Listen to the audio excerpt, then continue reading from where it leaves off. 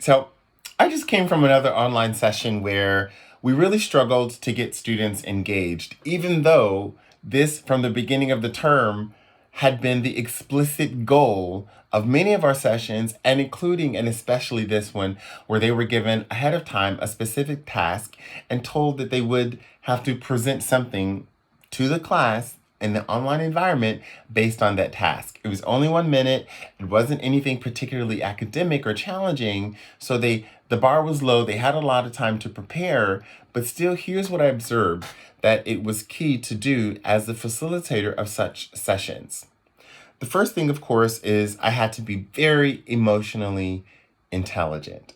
Not only did I have to be aware of my own feelings, for example, there are many things that the students did that I found inappropriate or frustrating or perhaps even a bit juvenile. I also had to be upfront with speaking about my emotions because I also saw that there wasn't a lot of room in the student's mind for speaking about how they felt about the topic or how they felt about the subject matter, even when explicitly asked. So even when I would give them a certain bit of information, facts or perspectives about the day's topic, and ask them to respond, they were very unsure and wanted to restrict their comments to a judgment, what they think is right or wrong, or what would be appropriate to say. Again, merely then rather answering the question, which was, what do you think? Or how does hearing that information make you feel? I I say that the first thing that we must do as educators is to demonstrate emotional intelligence. And part of that is, I said, being aware of our own and providing the language, means, and mechanisms and space to talk about them.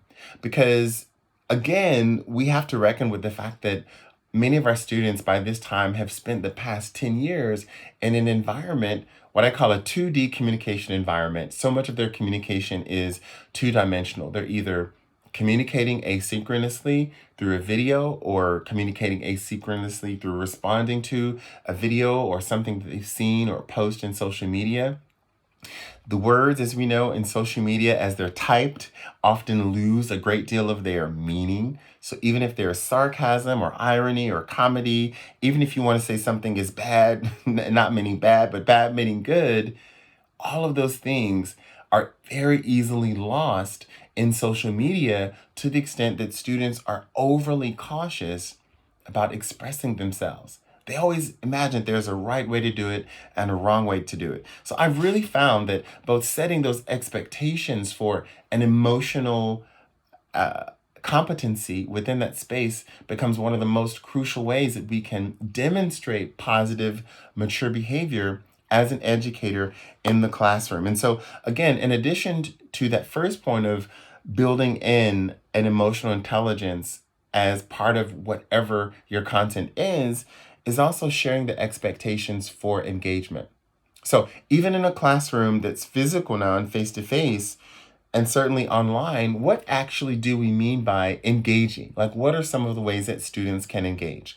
So, of course, I go through them um, about ways that they can use their microphones or cameras to engage, that they can raise their hand in the classroom, or perhaps even just jump in if they feel that they would like to interject. I also remind them that they can use the chat function, even if we're engaging with others about the topic, that you can also respond in real time in the chat area, raise a question, something for clarification, add your perspective, or even just to say that, yes, I understand or I agree. Like we do in real life conversation, we might nod or just say, mm-hmm, uh-huh.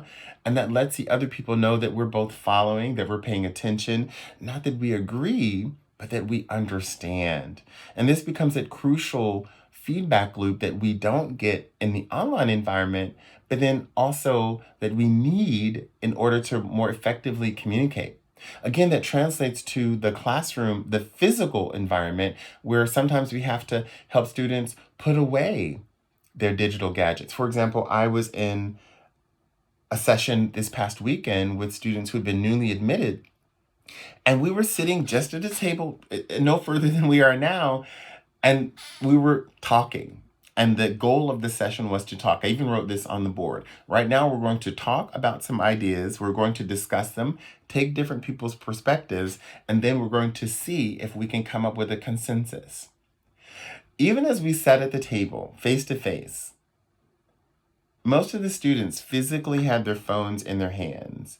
And even when sort of talking, answering a question, or sharing their perspective, I remember one student in particular, he kept sort of just like looking at his phone and feeling it. And I thought, he genuinely has something to say, pretty confident in it, but he literally can't put his phone down. He can't put it down. Like, he can't just put the phone down. And I wanted to say something about it. And I guess the only thing that I want to say here is that when it comes to the classroom and sharing our expectations,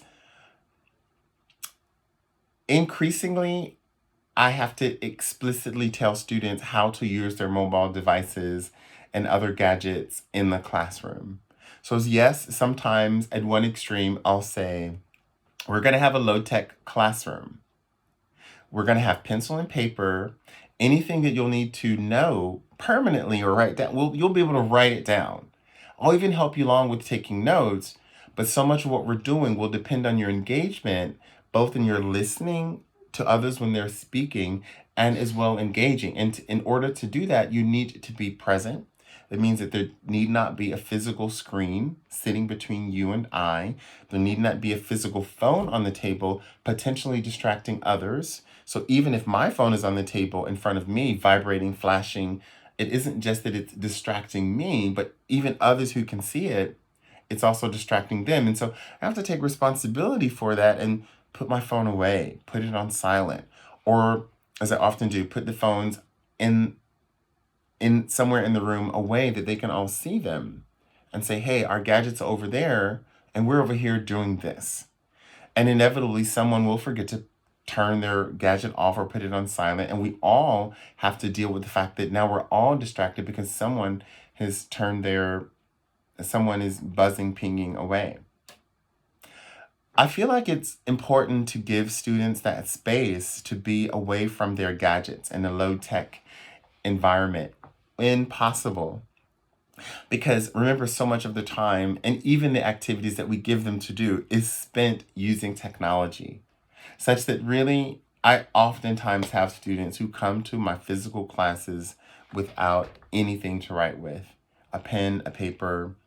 And while I can take upon the idea that there are many students who will want to use their tablet to take notes, they don't even have the discipline to turn off the other notifications such that they can just use the tablet as a tablet. And unless you're willing to go through all of those ways and help students understand all of the ways that they need to give themselves the opportunity to focus, then I would say your best bet is to just have a low-tech classroom, bring extra pens and paper yourselves, because you can depend on that most of them won't have it. And words, they're so awkward that they won't even ask to borrow a pen or a pencil or a piece of paper from any of their classmates sitting around them, even if they can see someone sitting there with the 500, page notebook. They'll just sit there and you ask them to pull out pen and paper, you get yours, and they literally don't have that skill. And they want you to solve it for them. Like, they literally don't have the ability to figure out how to get a pen and paper, just one piece of paper, in a classroom. And I say that it's important, back to the one of being emotionally intelligent as a teacher, to contend with your own feelings. Because I remember having found myself in that instance over the past 10 years in teaching in university classrooms, where you show up at a classroom and literally no one has brought anything to write with. And I remember one student, he had a backpack, he had his mobile phone. He's like, oh, I'm just going to take notes on my phone. And I thought, so the whole class, he's literally just sat there hunched over, tapping into his phone. And I thought to myself, we haven't taught you to engage. We haven't taught you how to engage. You haven't understood that this is a place, this is a safe space.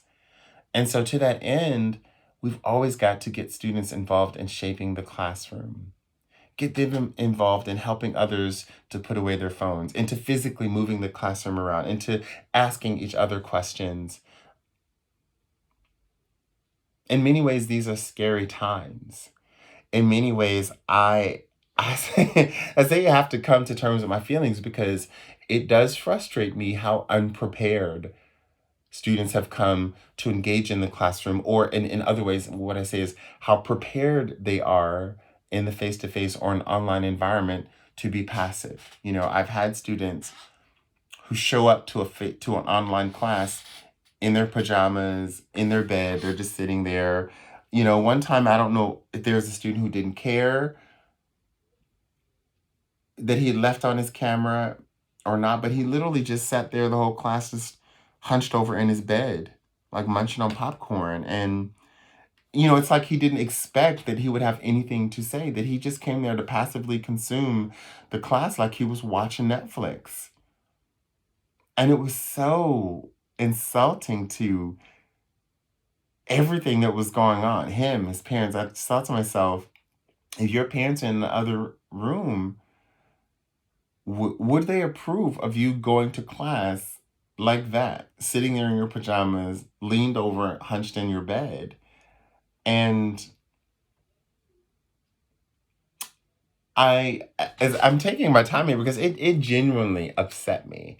I thought, how dare you be so disrespectful to you, to the effort your parents have made in getting you to this classroom, to the effort you can see that your educators have put into creating the material and to making it at least interesting, accessible to your classmates. And so rather than going off on the student, especially in an online environment where if you want to be serious and say, hey, do some disciplining, you don't also have the opportunity, unless you're really careful, to comfort them and say, listen, I'm going to let you know that this is messed up, but I'm not saying this to chastise you or exclude you.